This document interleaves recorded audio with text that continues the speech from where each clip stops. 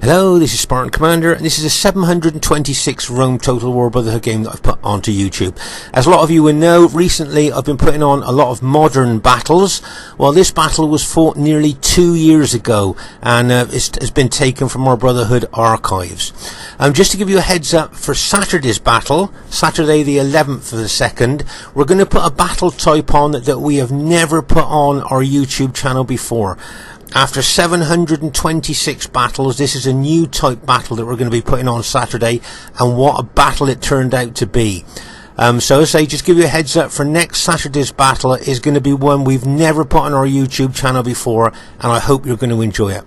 Okay, our first teammate is Brotherhood member JGP. Now he's got 12 infantry, 2 archers and 6 cavalry.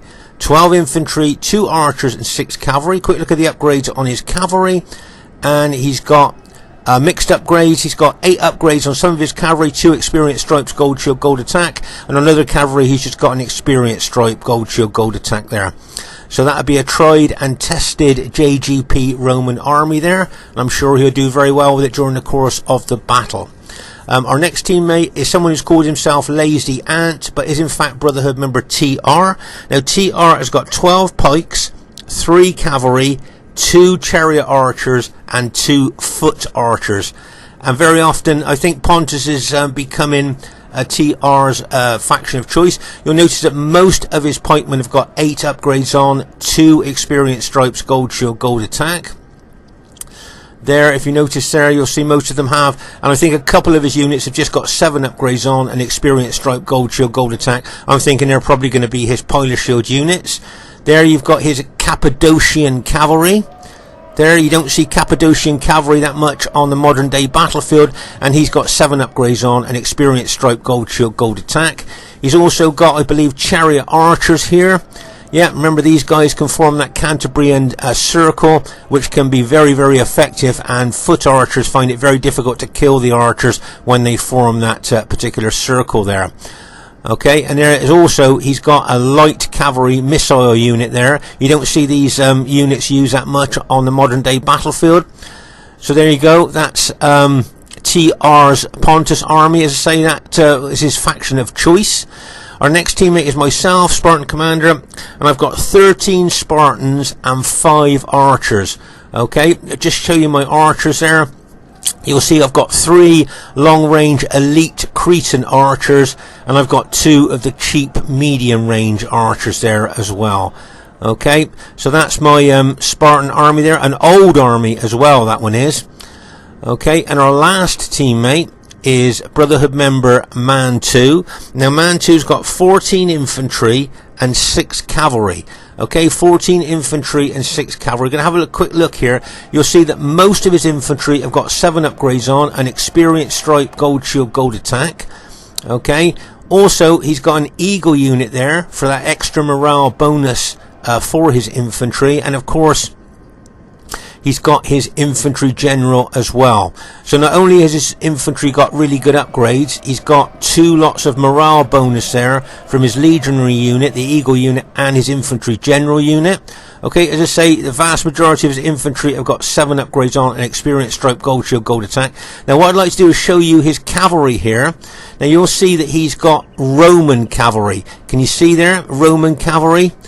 There's a close of a Roman cavalry. Now Roman cavalry, those of you that are interested in statistics, they cost 520 to buy, and with no upgrades you get a 6 attack and a 14 defense. Whereas if you bought Praetorian cavalry, that costs you 840 denarii, and for that you get a massive 11 attack and a massive 22 defense. So there's a big difference between Praetorian cavalry and this Roman cavalry. But of course, because this Roman cavalry is so cheap, Mantu has been able to put the upgrades on his infantry. So he spent most of his money, as we've seen, on his infantry to upgrade them there, and he's bought the cheaper Roman cavalry. As I say, there's a big difference between these guys and the Praetorian cavalry, but as I say, he made a choice there so he could spend more money on his infantry. Okay, so it's quite a diverse team. We've got their JGP with Rome, we've got TR with Pontus, we've got myself with Greek cities, and we've got a Mantu with Rome. Should be a great battle for you to watch. Hope you enjoy it.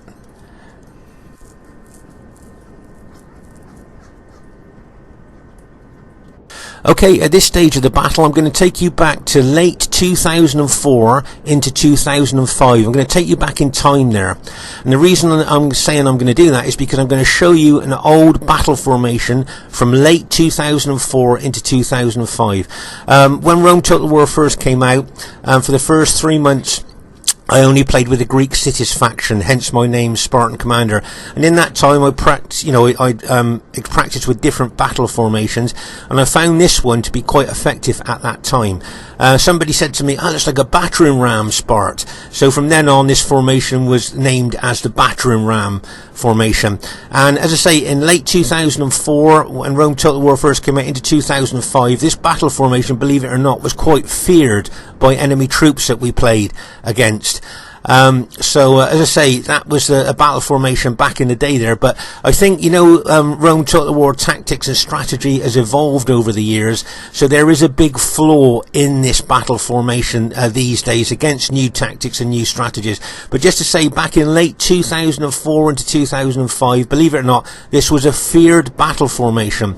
And as I say, this battle here we fought 2 years ago, and I was resurrecting this battle formation back then, just to see how well it would do on the modern day battlefield. So it'd be interesting to see how this battle formation does on the modern day battlefield. And here is the other team. We have brother member Spearman, who is unusually built a Germanic faction. Now he's got 5 cavalry, 7 chosen axemen, 3 knight raiders, 3 berserkers, and a unit of screeching women. So he's certainly got quite a diverse Germanic army here. Very unusual to see Spearmen bring this type of army. Okay, there you are. You can see the chosen axemen there with their effective against armour axes, which used properly can cut wide swathes through heavily armoured troops like Roman armoured troops. And then of course you've got the Knight Raiders. We've talked about these before. They're good infantry in their own right, but they bring a big fear factor, taking morale away from enemy troops, making them susceptible to routing. So they say he's got quite a lot of different units in this Germanic army. And then we've got the infamous berserkers, remember, with their 2 hit points, effective against armor maces, and massive morale sapping abilities that they've got. As I say, once again, taking morale away from enemy troops, making them more susceptible to routing. But I just wanted to show you the difference here between a berserker unit and a screeching woman unit. Remember, those screeching women units bring morale to their barbarian troops there, which is very important as barbarian morale so low. But just look at the difference of that monster berserker against a normal size unit. That size of the berserker reflects the specifications that they've got. Arguably the most powerful unit in the game. So that's an interesting Germanic army there, I think, by Spearman. And an interesting formation we'll have a look a bit later on. Their next teammate is brother member Barclayman, who's got his faction of choice, Carthage, and he's got 17 sacred band and 3 slingers. So 17 sacred band. He's got no cavalry, but 17 sacred band spearmen and 3 slingers. Unusual battle formation as well. Can you see that he's got elite units in the forward units of his battle formation there with 8 upgrades on? Okay, 2 experience stripes, gold shield, gold attack. The second line of his battle formation has also got 8 upgrades on as well, 2 experience stripes. But if you look at the third battle line, he's only just got gold shield, gold attack on them. You usually put the lesser upgraded units at the front of your battle formation because they make first contact with the enemy and take the casualties.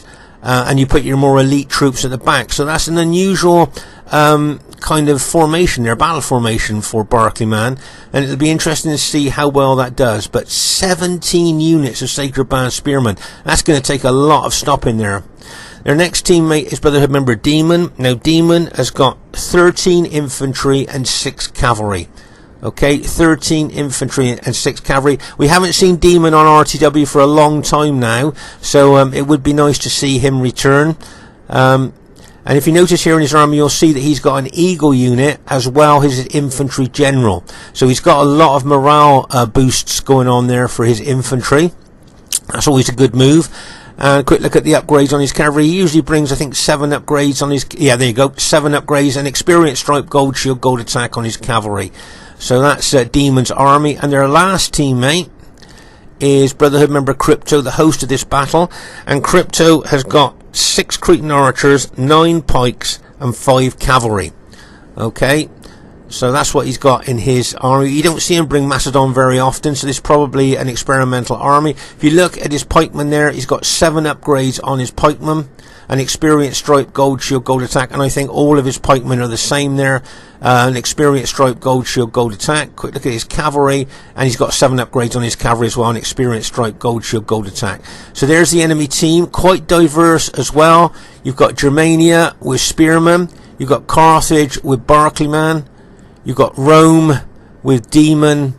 And of course we've got Macedon with crypto there. Should be a great one for you to watch, and I hope you enjoy it. Okay, at this very, very early stage of the battle, you'll see Crypto moving his army forward here, being his usual aggressive self right at the beginning of the battle. Now what he's doing here, he's running those long-range Cretan archers across the battlefield to try and intercept JGP's infantry.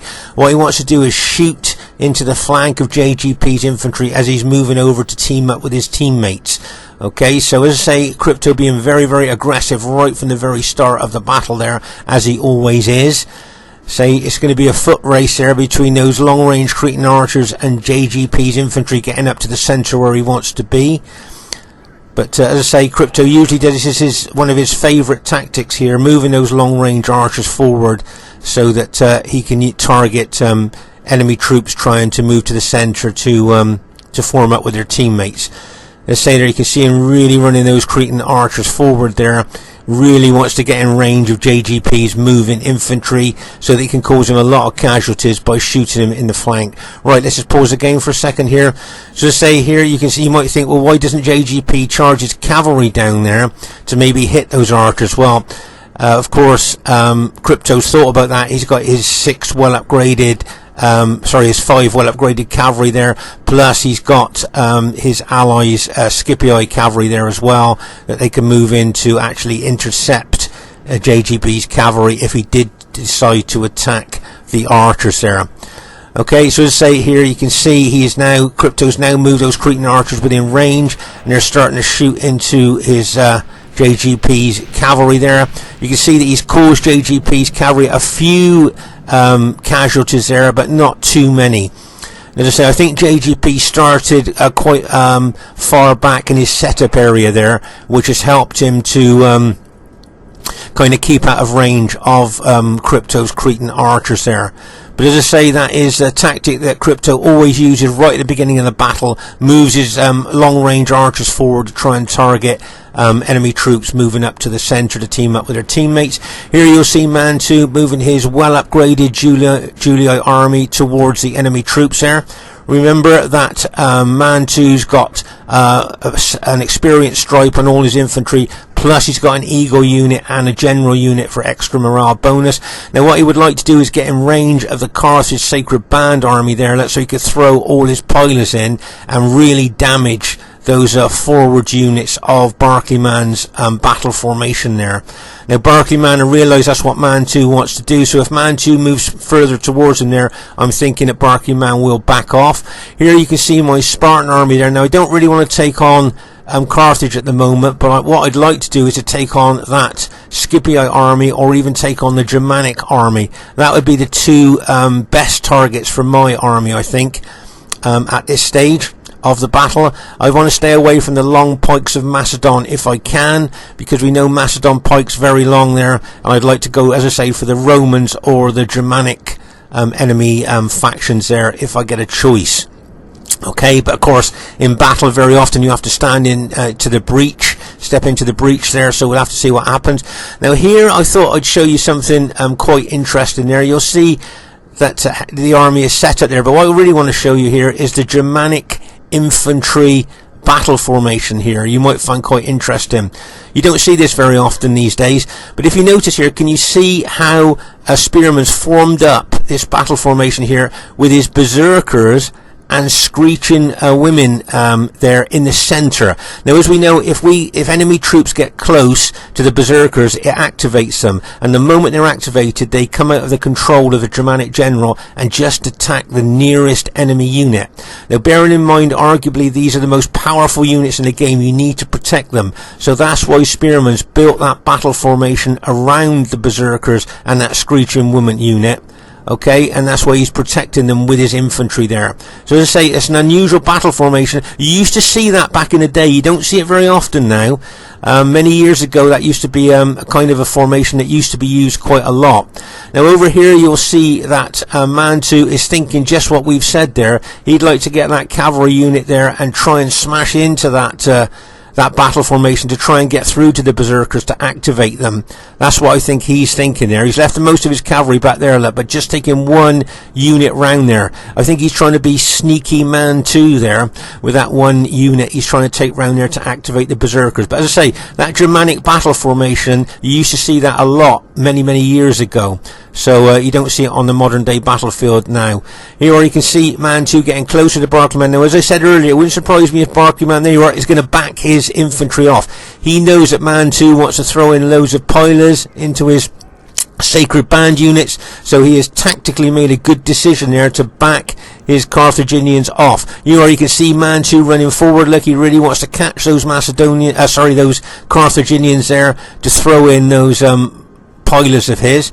As I say, you can see I'm following him now with my Spartan army.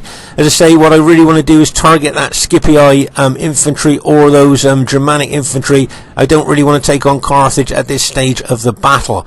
Meanwhile, over here on our right flank, you'll see that TR has got his 2 chariot archers there in Cantabrian circle. As I say, it's very difficult for foot archers to kill, and those Cantabrian circle units can do a lot of damage to foot archers there. Pause the game for a second here. So if you notice here, can you see JGP's got his cavalry in open order? Now the reason for that, of course, on RTW, if you actually put your units in open order, they suffer less damage from missiles, and that's what he's thinking there. As the enemy archers get closer, as he's got his units in open order, they're going to suffer less casualties from those Macedonian Cretan archers there. Okay, so say you can see that TR and JGP are together over on this right flank and right centre, and Mantu and myself are over on the left flank and the left centre. You can see here, say, Crypto being very aggressive as he always is, moving his Macedonians forward there. He's got those long range Cretan archers that could be doing a lot of damage to those Pontus pikemen if he can get them in range. Okay, but as I say, that Cantabrian circle of those chariot archers will be doing a lot of damage. Here you'll see I'm moving my archers forward here. Now possibly I'm going to either use my archers to target the Macedonian pikemen that of course are very susceptible to archer damage, those 120 man units, or I may well target the Carthaginian spearmen there just to weaken them before we get into combat with them. Okay. But as I say, that at the back here you'll see that Mantu, remember we saw him with that one cavalry unit. He would love to activate those berserkers, but you can see Spearman spotted that and has brought a couple of cavalry units over to neutralise Mantu's cavalry unit there. Sneaky Mantu trying to get in behind the enemy there to activate the berserker units there. Now here at this stage, you'll see Mantu's moving his Julii army over, looking to maybe target the Scipii infantry. And if you notice here, can you see that Barclayman is moving his 17 sacred band spearmen over here with a view to try and challenge my Spartans? Well, I'm not going to play that game. I've only got 13 Spartans, and I don't really want to go up against 17 sacred band spearmen, so I'm going to back off here. But there is a tactical reason for me backing off here, as well as I don't want to face 17 spear units there.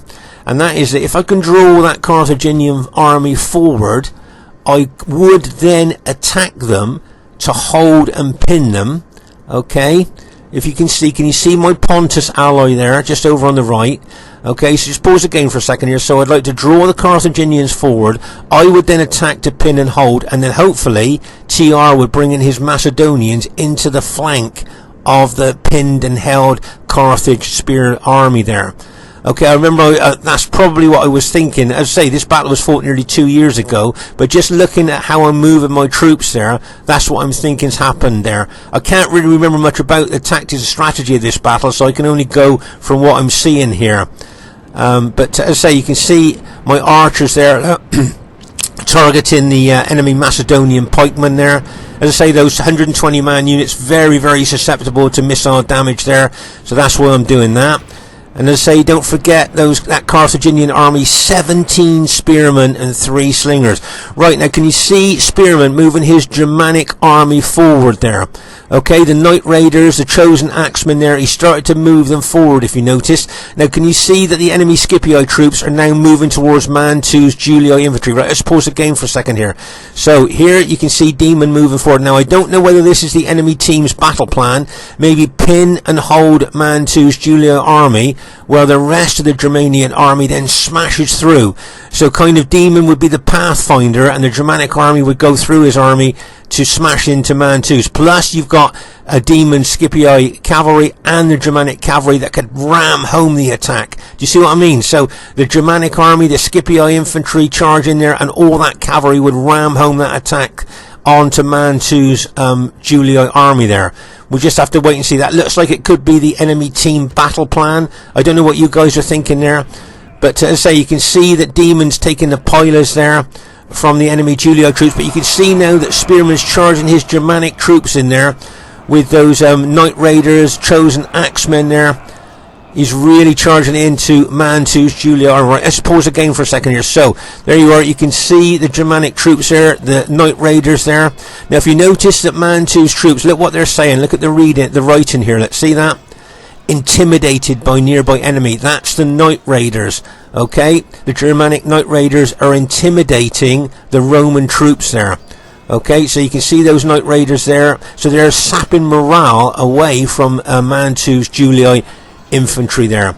Okay, you can see they're actually sapping the morale away from his troops, making them more susceptible to routing. Now if that Scipii infantry smashes into Mantu, okay, then and all the cavalry as well. But here I'd like to show you something, an interesting tactic by Spearman. He's moving his berserkers over to the left flank.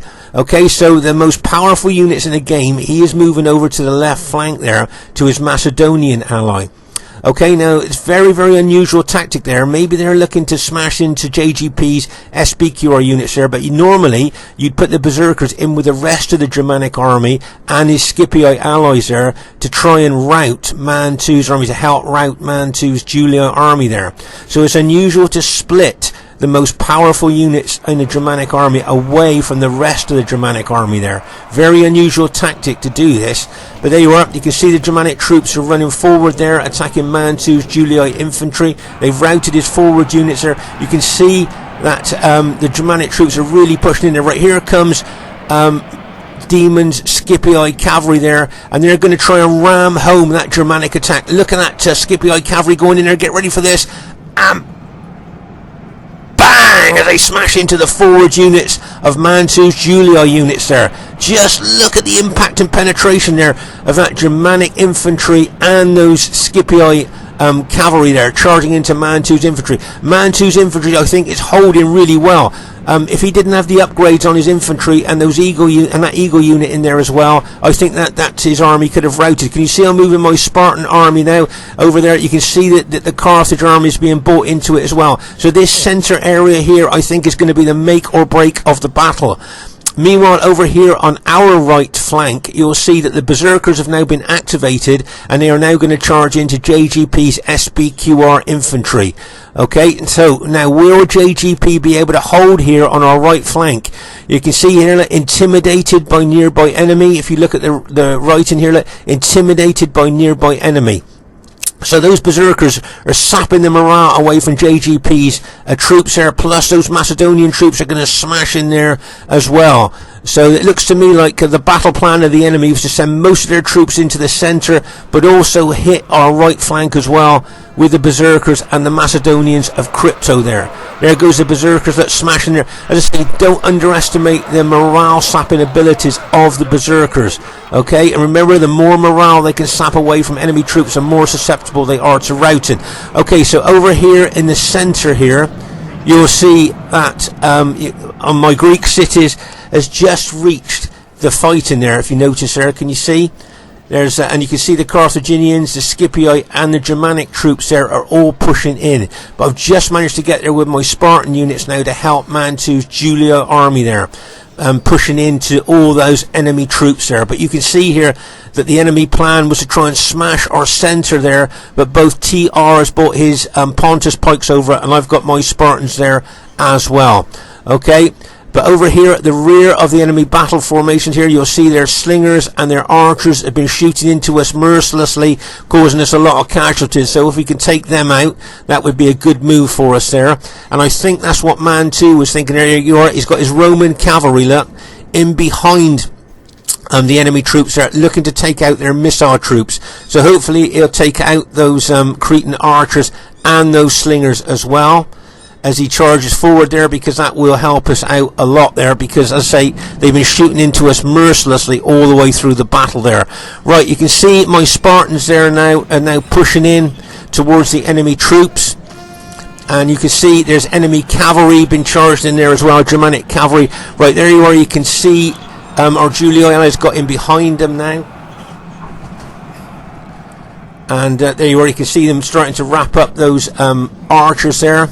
But meanwhile, over on our left flank here, you can see that the SBQR cavalry of JGP has pulled back there because he's seen two lots of cavalry coming towards him there. Right, there's the berserkers there. Look at that, look, as you can see, intimidated by nearby enemy troops. The infantry there and the archers, look, can you see, if you look at the right in there, intimidated by nearby enemy troops. So the infantry and archers are intimidated, but look at the cavalry. The cavalry are not affected by the morale sapping berserkers. I don't know if any of you knew that or not, but cavalry are not affected by the morale sapping abilities of the berserkers or knight raiders. They're not, or chariots. They're not intimidated by them, so they're not having their morale sapped away. But as I say, you can see enemy Scipii troops and enemy Macedonian cavalry there coming round our flank. There's a Scipii cavalry and Macedonian cavalry there looking to attack JGP's cavalry there, from what I can see. There you go, you can see JGP is counter-attacking with his SBQR cavalry, and bang, as he charges in there, and there goes that Macedonian cavalry as well, charging there. And of course you've got the berserkers there attacking the enemy troops as well there. So there's a heck of a lot going on this right flank. Okay, now this is where the enemy may well look to break us here on the right. You can see TR sending cavalry over here to help on our right flank, plus he's sending some of his pike units over there from the left flank to the right flank here to try and shore up our right flank against that massive attack there. Okay, so do you remember we were talking about my old-fashioned battle formation from 2004-2005? That tactics and strategies have evolved since those days. Now, this old-fashioned battle formation is very narrow. Now, it could punch a hole through an enemy line there, but look, the flanks of the enemy team there, look, can then fold in and attack the flanks of my attacking troops there. So as I say, that old-fashioned battle formation is too narrow at the front, really. Look, I could punch a hole through an enemy line there, but the enemy would then close in on each flank and like kind of squeeze my battle formation like a vice, closing in there. Can you see? So that old-fashioned battle formation that did so well in 2004, 2005 and onwards, these days now with the evolving of tactics and strategy, I don't think would be that effective these days. Believe it or not, though, that battle formation was feared back in its day. A lot of players used to say, oh, we've lost already, when they saw that battle formation, like the Battering Ram formation, but these days, not so great. As I say, we got those Pontus pikemen and Julii infantry in behind us there, ready to engage. I've got my archers there. I think I'm shooting into the Macedonians, and you've got the Pontus foot archers there as well, and possibly shooting into the Macedonians. But as I say, our right flank here could prove pivotal and decisive to the outcome of the battle. Okay, now JGP here is fighting, I think, heroically here, along with TR's Pontus pikemen there that he's brought over, and also TR's brought cavalry's Cappadocian cavalry over here as well. So TR is trying to support the right flank as much as he can, but just look at the enemy troops pushing in on JGP's SBQR troops there, especially those berserker units. Okay, so let's just pause the game for a second here, because there you can see a lot of our troops are routed now, and unfortunately JGP's general's just been routed there, so he's lost a general morale bonus there as the Macedonians and Germanic troops are pushing there. If you notice there, can you see that Spearman, remember he had his axemen and knight raiders attacking up there, he's now brought them down here to help his Macedonian ally attack our right flank. Okay, so that's a good tactical move there, I think, by Spearman. Brought those units down here to try and rout our right flank here. Okay, so that's a good move there. You can see that the Pontus has got his light missile cavalry there, like, throwing spears into the rear of the enemy troops. But as I say, that right flank, it could be pivotal to the outcome of the battle there. You can see the Carthage Sacred Band troops there moving in. Oh no, this is what I wanted to show you here. Look, can you see that there's a gap between these two Carthaginian spear units? Only a narrow gap, but can you see there's a gap? And look at the enemy troops there fighting our Julii allies. Now what I'm thinking here is, if Mantu can get his cavalry in between those two spear units and smash into the back of these engaged enemy troops. Do you see what I mean? There's a little gap there, and I think Mantu could spot that with his cavalry. Now here he comes. He's bringing those Roman cavalry units over there. Now can he squeeze in between those two Carthage spear units there? Okay, can you see? He can see the gap. Look, now he's just going to try and squeeze through there to smash into the back of these engaged enemy troops, and bang! As he smashes in there, he just squeezed in between those two spear units. Look at that. Sneaky Mantu. He spotted that and sneaked his cavalry in there. A really good tactical cavalry hit there into the rear of the enemy troops. Remember though, that those Roman cavalry haven't got the impact and penetration of Praetorian cavalry, because I think that Praetorian cavalry would have probably routed most of those guys there. Unfortunately, our right flank, for all intents and purposes, has now been broken by the enemy team. JGP, assisted by TR's pike units and cavalry units, put up a good fight. JGP's cavalry's still got a lot of cavalry left there, but unfortunately, as you can see, most of the SBQR infantry has now been routed, and TR's general's been routed as well there. So as I said earlier, this right flank could prove pivotal to the outcome of the battle here. Okay, and as I say, you can see that the enemy, after a fierce fight, has now broken our right flank. Okay, so all of JGP's infantry has now been routed there. I think he's got one battle damaged unit left there, but as I said, for all intents and purposes, our right flank has now been broken by Germanic and Macedonian enemy troops there. And now those Germanic and Macedonian victorious troops are going to look to roll us up from right to left there. So there's a vicious, aggressive, prolonged attack on our right flank, and JGP held really well there, but in the end he just couldn't hold against all those numbers. As I say, you can see that my narrow fronted old-fashioned battering ram battle formation there is being squeezed on both sides, but my allies here are attacking the enemy troops as well on my flank. Can you see both Pontus and Julii there? So what I'm going to do now is turn the bulk of my Spartans to face the right side of the battle formation there, and try and take out that Scipii general if I can. Okay, but as I say there, you can see that cavalry that Mantu charged in there, he's still got in there fighting there, charging into the back of those enemy troops there.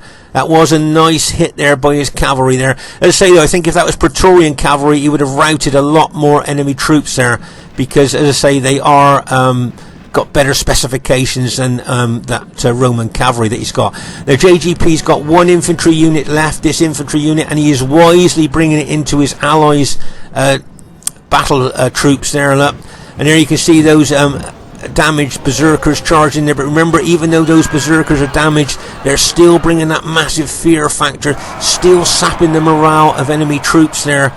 And as I say, you can see the victorious troops, enemy troops here, after routing our right flank, are now looking to roll us up from right to left. Okay, so as I say, now you'll see I've turned my Spartans now to attack the Scipii general. Can you see my Spartans slowly and steadily moving in towards that Scipii general there? You can see here that Crypto spotted the danger. He's bringing his Macedonian pikemen up there to support the Scipii general. Right, here comes the SBQR cavalry of JGP's, and bang! As he smashes in there. Try to rout that Scipii general there like a hammer and anvil attack between my Spartans and his cavalry, but Crypto's brought his Macedonian pikemen up there to neutralise that cavalry attack of JGP's. Right, let's just pause the game for a second here. There's so much going on at the moment. Okay, so here you can see the Macedonian, a couple of pike units and cavalry units have got in behind us there, trying to kill our archers there. I think that's what they'll be looking to do. and as I say, or they may well charge into the rear of us there. Now this is a nice battlefield awareness move here by Mantu. He spotted the enemy have got in behind us and has turned his general unit to face the threat of the enemy troops getting in behind us. In fact, I believe he's turned 2 of his infantry units to face that threat. But you can see the Germanic infantry charging in on us as well with their fear sapping abilities that they've got in there. As I say, you can see the enemy Macedonians and Carthaginians pushing in on us there. There you can see my Spartans there now are coming up against 2 Macedonian pike units. And now, as I said before, I don't like putting the short spears of Spartans up against the long pikes of Macedon there. It's something that I would tend to avoid normally. But just look at the length of those Macedonian pikes and the short little spears of my Spartans there. So make no mistake, as my Spartans try and fight down those pikes to kill the man on the other end, I lose a lot of my Spartan troops on those long pikes. So that's why I try to tend to stay away from the Macedonian if I can. Good news for us, we've routed the enemy Scipii general there. So that's good news for us, taking the morale bonus away from the enemy team there. But as I say, the enemy on our right flank are really pushing in there. But as I said, both Germanic troops and the Macedonian troops are trying to roll us up from right to left. So the enemy team, let's say, has done really well there on our right flank. And as I say, that could have proved pivotal there to the outcome of the battle. So there you are, there's a general overview of the battle as it stands at the moment. There you can see the Germanic troops and Macedonian troops attacking Mantu's general unit there. Can you see how they're attacking his unit? But the Germanic troops are so damaged, so battle damaged, that they can't seem to make any inroads in that. And as I say, you can see the Macedonians coming round. As I say, you can see here the Julii troops of Mantu. He's done really well there to hold behind us there, to stop the enemy troops getting in behind us there. But as I say, you can see the Macedonian troops pushing in on our right flank. Luckily, JGP still got his Praetorian cavalry, and we still got a couple of cavalry units of Mantus out behind the enemy troops, ready to smash into those engaged enemy troops if we get a chance there. Look at all the, you can see the red Roman cavalry there you can see them. They really seem to stick out on the battlefield there, so you can see how many casualties his Roman cavalry suffered there in that rear attack. Right, there's JGP charging one of his SBQR cavalry units in there, and bang, as he smashes into the rear of that Carthage unit. And you can see his other cavalry units there ready to charge in as well. So as I say, at this stage of the battle, we've definitely got a cavalry advantage there, and we've got our cavalry in behind them as well. So there you are, you can see there JGP and Mantu charging. They come bang and bang, and finally there's the last cavalry units go in there and bang as they smash in to the rear of those enemy Carthage troops there. You can see that Barclayman still got his general alive, so he's still giving morale bonus to the troops there, the enemy troops there. But you can see there that Mantu still got some of his infantry units left there, as well as some of his cavalry units there, as we're pushing into the rear of those enemy troops there. Okay, so there you can see over here that you can see the Macedonian general is being attacked from the front by Pontus pikes, and Mantu's got an infantry unit in behind him. The Carthaginian general's bringing over one of his Carthage units to try and help there. And as I say, this battle could go down to the wire maybe here. You can see Demons got some rallied infantry units left there, and you can see here that Mantu still got his general unit still alive there, still giving morale bonus to our team. So that's good news for us. But as I say, over here you can see there that a lot of the enemy units are starting to rout at this stage of the battle. And there you can see that you can see my Spartans moving over there. I'm trying to target that Carthage general there. If you notice, I ran my Spartans over to try and target it, and it looks like there's going to be some SBQR cavalry going to smash into their rear, and bang as they smash in there. And it wouldn't surprise me if that Carthage general there is just routed there. So that was that's good news for us. As that's good news. So we've managed to rout the Carthage general there, and you can see a lot of the enemy team starting to rout now. Let's pause the game for a second here. So as you can see, it looks like our team has managed to go on to win the battle there. And over here you'll see the last of the Carthage. Now if we have a look at JGP, that's the only infantry unit that he's got left in his entire army. So this goes to show a battle of attrition. This really was there. And then you've just got his cavalry. So with 7 men, I think got 7 men left in that cavalry unit, 5 men left in that unit, 6 men left in that unit, and what's he got left? 4 men left in that unit. So this just goes to show how much of a real battle of attrition this was there. That's the entirety of JGP's army. He held really well on that right flank, I thought, there against the odds that he was up against there. And Mantu, look, he's just got a few units left there. I think he might have 4 units left. I think that might be all that he's got left there as well. So it just goes to show, as I say, what a battle of attrition this was here. If we look over the battlefield here, you'll see dead everywhere, where there was fighting going on all over the battlefield there. Over here on the right flank, as I say, this is where JGP held so well against that Germanic and Macedonian attack there. As I say, TR sent over some support there, but just look at the dead here on this right flank and right centre, which the enemy broke there. Look at that big clump of enemy SBQR troops there. That's a lot there of dead troops there. As we move across the battlefield, here you can see more and more dead. And as I say, as we get over into this particular part of the battlefield, I think those red Roman cavalry there, they really stick out on the battlefield. A bit like the red cloaks of the Spartans there, they really seem to stick out. You can see how many cavalry a Mantu lost in that rear cavalry attack, where he squeezed in between those 2 Carthage units there. As we look across the battlefield here, I say it's like a carpet of dead in this particular part of the battlefield there.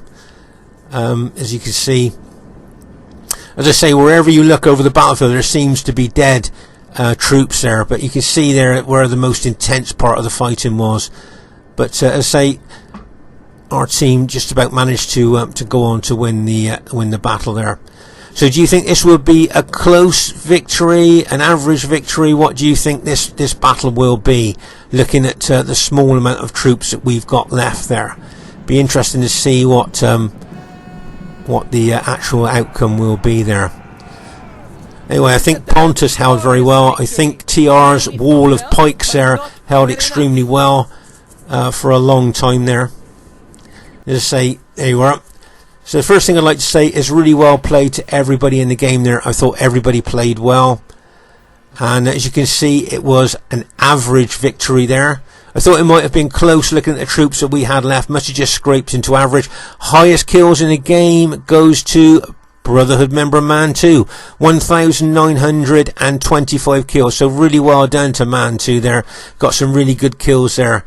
I think killing those archers at the rear of the enemy troops really helped us a lot there, and of course pumped up his kills as well, so that's good.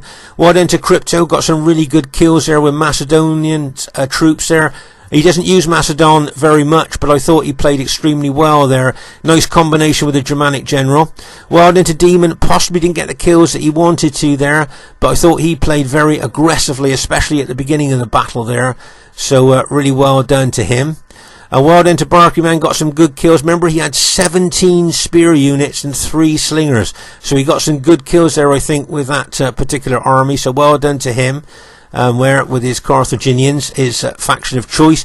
And well done to Spearman. Possibly didn't get the kills that he wanted to there, but I still thought he did well with Germania. And I thought it was an interesting tactic where he split the Germanic army, sent the Berserkers to the right flank with his Macedonian ally, and sent the rest of his Germanic troops in the centre there. So really well done to the troops there. As I say, Crypto and Spearman worked well together on that right flank with Macedonian and Germanic troops.